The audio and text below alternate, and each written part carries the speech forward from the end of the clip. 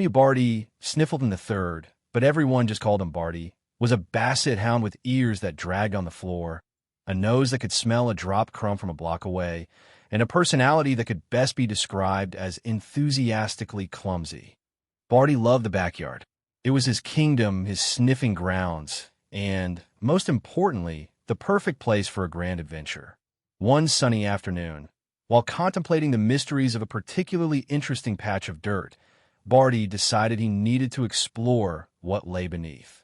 He was convinced there was a secret world down there, possibly filled with buried treasure, mostly likely old bones, and friendly gophers who would appreciate his insightful commentary on the latest smells. His excavation techniques were enthusiastic. He didn't gently paw at the soil. He launched himself at it with gusto, his long ears flapping like furry flags, dirt flying in every direction. He'd burrow head first, his stubby legs paddling furiously, convinced he was making significant progress, even though he usually just ended up with his rear end sticking straight up in the air.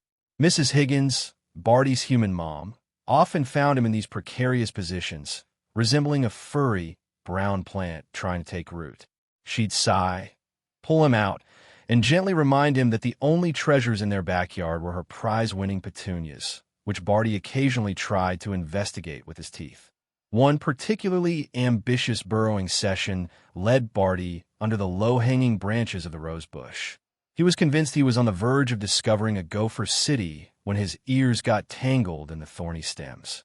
He let out a muffled woofle, sounding more like a trapped walrus than a brave explorer. Mrs. Higgins, alerted by the distress sounds, had to carefully untangle him, earning several scratches in the process. Barty emerged, slightly pricked and covered in dirt, but undeterred in his belief that the earth held untold secrets. Barty had another peculiar fascination: slippers. Not for chewing, surprisingly, but for relocating. He seemed to believe that slippers had a natural migratory pattern and needed his help to reach their final destination, which was usually under the sofa, behind the curtains, or occasionally in his own dog bed. Mr. Higgins, Barty's human dad, was constantly searching for his missing slippers. He'd look under chairs, behind the TV, even in the refrigerator once. He was very tired that morning. The slippers would always turn up in the most unexpected places, often with a smug-looking Barty nearby, as if he'd successfully guided them on their long journey. One morning, Mr. Higgins couldn't find his favorite fuzzy, moose-shaped slippers. He searched high and low, his frustration growing with each fruitless attempt. Barty, sensing the distress, decided to help with the search. He sniffed around, his nose leading him on a merry chase, right back to where he had hidden them under the sofa. He then proceeded to bark excitedly at the slippers, as if announcing his brilliant discovery. Mr. Higgins, seeing the guilty, but also rather proud, look on Barty's face, couldn't help but chuckle. He retrieved his moose slippers, gave Barty a gentle head scratch, and resigned himself to the fact that his slippers would forever be on a grand tour of the house, courtesy of his enthusiastic basset hound. Barty wasn't much of a barker, except when he was convinced a leaf was a dangerous intruder or the vacuum cleaner was a monstrous beast. However, he did have another unique vocal talent. He could howl, and not just any howl, a long, mournful, and surprisingly operatic howl that usually occurred when he heard certain sounds, like the ice cream truck jingle or Mrs. Higgins practicing her tuba. One sunny afternoon, Mrs. Higgins decided to have a tuba practice session in the backyard. The first few notes were, well, tuba-like, but then Barty joined in. He threw his head back and unleashed a howl so dramatic and full of feeling, it could have moved a stone statue to tears.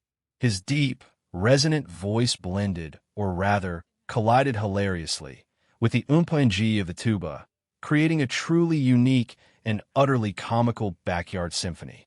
The neighborhood dogs, initially startled, soon joined in, creating a full-fledged canine chorus accompanying Mrs. Higgins's tuba solo. Children stopped their games to listen, and even the usually grumpy Mr. Grumbles cracked a smile. Mrs. Higgins, initially mortified, couldn't help but laugh at the unexpected concert. Barty, completely absorbed in his performance, seemed to believe he was adding a vital and deeply moving vocal accompaniment to the tuba. When Mrs. Higgins finally finished her practice, Barty took a bow, which mostly involved him wobbling slightly, clearly proud of his contribution to the afternoon's entertainment. Barty Sniffleton III, the burrowing explorer, the slipper relocation specialist, and the accidental opera singer, continued to bring his own brand of enthusiastic clumsiness and hilarious charm to the Higgins household. If you like this video, please leave a like and a subscribe. It will really help our channel grow. But if you don't like it, then just skip it, and don't forget to check out our other videos.